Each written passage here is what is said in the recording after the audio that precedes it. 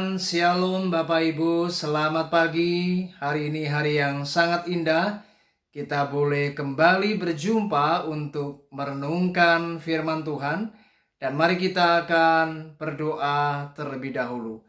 Bapak, terima kasih buat pagi yang indah. Kami bersyukur kami boleh merasakan segala kebaikan-Mu dalam kehidupan kami.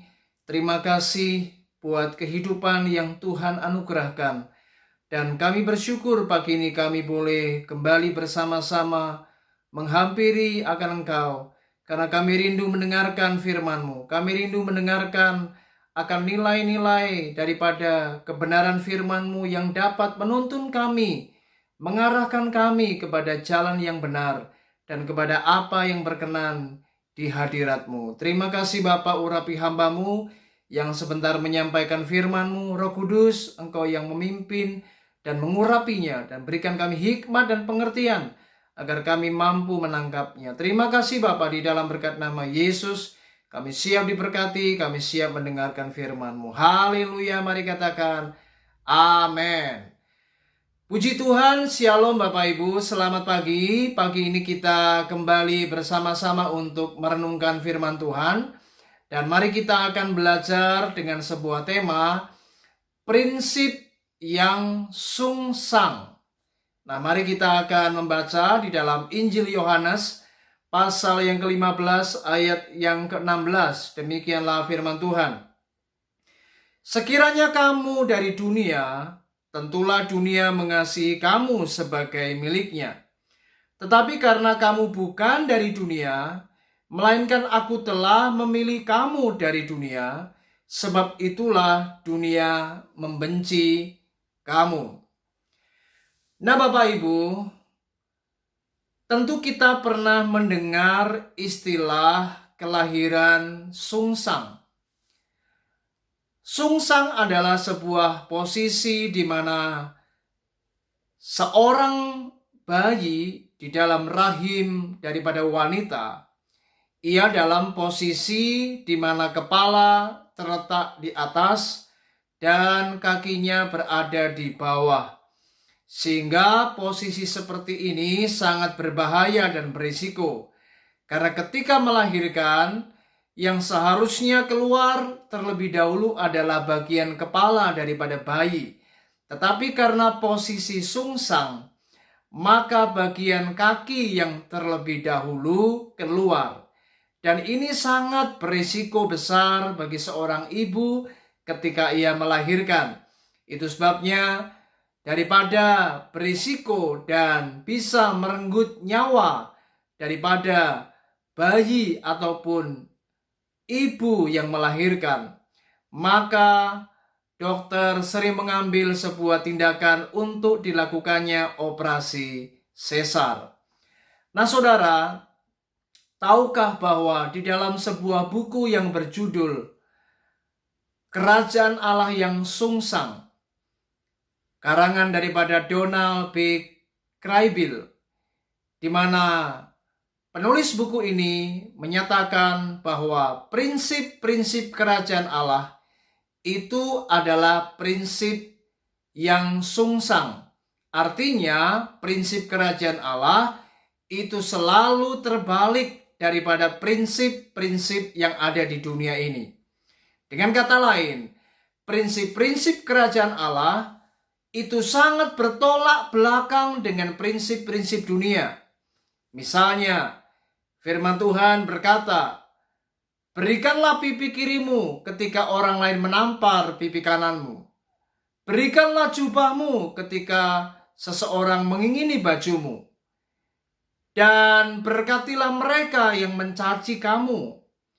Beberapa prinsip-prinsip yang Alkitab telah tuliskan, ini menunjukkan bagaimana apa yang dinyatakan oleh firman Tuhan itu sangat bertolak belakang dengan nilai-nilai atau prinsip-prinsip yang dunia bangun.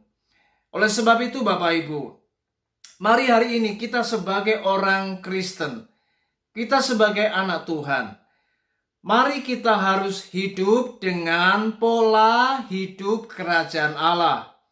Mari kita harus memiliki nilai-nilai atau prinsip-prinsip kerajaan Allah.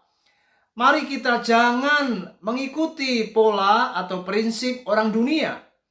Orang dunia seringkali berpikir bahwa hal-hal yang mereka bangun adalah perkara-perkara yang wajar. Bergaul dengan orang-orang yang tidak seiman itu adalah wajar. Membangun hubungan dengan orang-orang yang tidak takut akan Tuhan itu adalah lumrah, tidak menjadi masalah. Seringkali prinsip-prinsip inilah yang membuat ada banyak anak Tuhan yang tidak belajar akan kebenaran firman Tuhan. Mereka akhirnya menyesal di kemudian hari karena mereka menuai apa yang mereka tabur, karena mereka tidak mau belajar mendengarkan nasihat dan tidak mau belajar untuk mengikuti prinsip-prinsip yang Alkitab katakan. Oleh sebab itu, mari pagi ini kita harus belajar untuk membawa hidup kita mengerti kebenaran firman Tuhan, memahami apa yang menjadi kehendak Allah, memahami apa yang berkenan dan apa yang disukai oleh Tuhan. Sehingga kita tahu apa yang tidak disukai oleh Allah, kita harus jauhi. Apa yang berkenan itu yang harus kita lakukan. Dan itu sebabnya mari hari ini, ketika kita memiliki sebuah prinsip kerajaan Allah, tentu kita akan menjadi pribadi yang tidak pernah sama dengan dunia ini.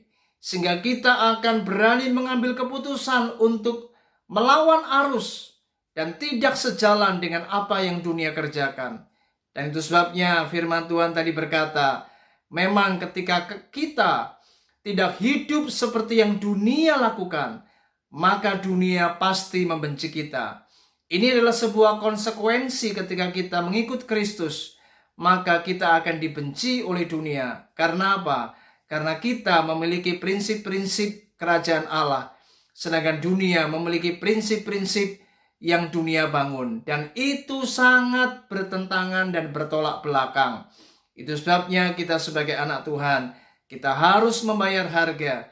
Dan percayalah, ketika kita membayar harga yang mahal untuk kita mengikuti akan kehendak Allah, kita taat kepada apa yang Tuhan mau, percayalah Tuhan akan memberkati kehidupan kita. Dan orang-orang yang mengikuti firman Allah tidak akan pernah dikecewakan oleh Tuhan. Dan pasti mereka akan melihat kemuliaan dan melihat bagaimana Tuhan memberkati. Dan Tuhan akan memberikan damai sejahtera jauh melebihi apa yang dunia berikan. Kiranya renungan ini memberkati kita, dan mari hari ini ingat, ikutilah prinsip-prinsip kerajaan Allah. Milikilah nilai-nilai yang benar dalam hidupmu, supaya jalan-jalan kita aman, jalan-jalan kita ada di dalam damai sejahtera dan sukacita oleh Roh Kudus. Puji Tuhan, selamat bekerja, selamat melayani Tuhan, selamat beraktivitas. Tuhan Yesus memberkati kita. Shalom.